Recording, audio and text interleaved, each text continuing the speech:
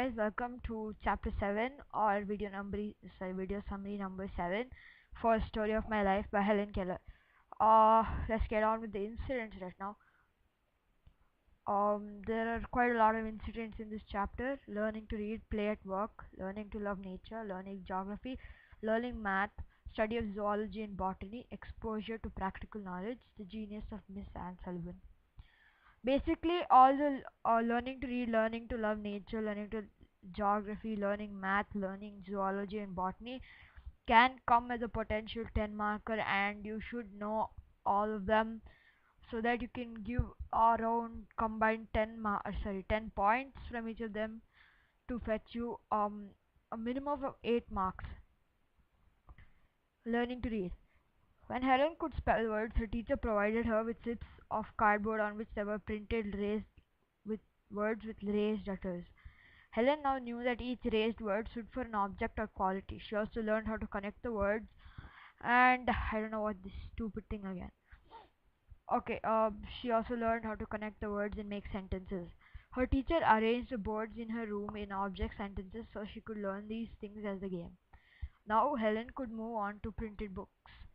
She started to read Reader for Beginners and felt extremely happy to locate words she already knew. Play at work. Anne Sullivan taught her all lessons like a game. Whatever she taught Helen was in the form of a poem or an illustrated story. Difficult lessons like grammar also proved to be very interesting and fun. Anne was extremely sympathetic towards Helen. She never nagged Helen if she forgot something and introduced the technicalities little by little so that Helen could understand them thoroughly. Learning to love nature.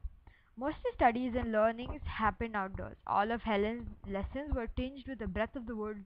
The noise and buzzing of the insects were as much as part of Helen's education as her books. She was made to feel the flowers, leaves, cotton balls, and the fruits of the trees. Feeding the pony was also part of Helen's exposure to the world. Because of her teacher, Helen found happiness in the morning sunrise, plucking fruits and flowers, etc. Learning geography. Anne would take Helen near the Tennessee River, there they would learn about geography by making dams of pebbles, islands, lakes, and dig riverbeds. Anne would teach her everything in the form of a game. Helen was surprised that the earth was round and that it had mountains, cities, rivers of ice, etc. She made Helen understand about mountain ridges and valleys by making raised maps in clay. She taught her she taught her the division of the earth into zones and also about the poles by putting all in sticks. Learning maths. Helen was not interested in mathematics. Her teacher taught her counting by stinging beads. Helen also learnt addition and subtraction by arranging kindergarten straws, but she could never manage to arrange more than 5 to 6 groups at a time.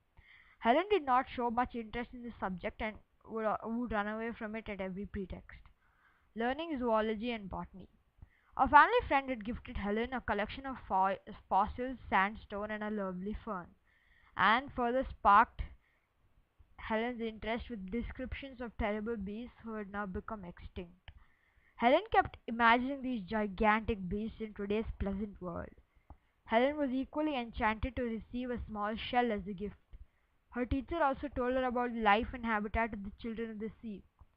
Miss Sullivan also read out the chambered nautilus and pointed out to Helen that the shell's building process is like the development of the human mind. Exposure to practical knowledge. Miss Sullivan taught Helen a great deal while watching the growth of a plant. A lily was brought and set in the sun. Helen watched its petals opening with great thrill. Once there was a glass globe with 11 tadpoles in it set near a window full of plants. She enjoyed putting her hand into the bowl and letting the tadpole slip through her fingers. One day, an ambitious tadpole jumped out of the globe and fell onto the floor where Helen found him. She did not know if she did not know if it was alive or dead. Then she realized that its tail was moving, and as soon as she put it back into the globe, it dived to the bottom and started swimming around joyously. The genius of Miss Sullivan. Helen learnt a lot of lessons from life itself. It It was all possible because of a teacher like Anne Sullivan. She used every opportunity to point out the beauty of an object and also set an example for her to follow. Her sympathy, intelligence, commitment made Helen's life very desirable. And realized that child's mind was like a shallow brook, and that an able teacher could fill it with great ideas.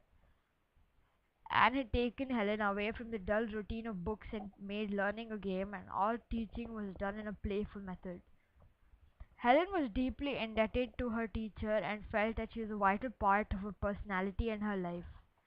She also felt that Anne was responsible for all the good things she had learnt and was solely responsible for Helen's learning. She felt that all joys and enrichments in her life were because of her teacher. Thank you for watching, and I hope you like this video summary. And if you want the next three chapters, please check them out on my channel.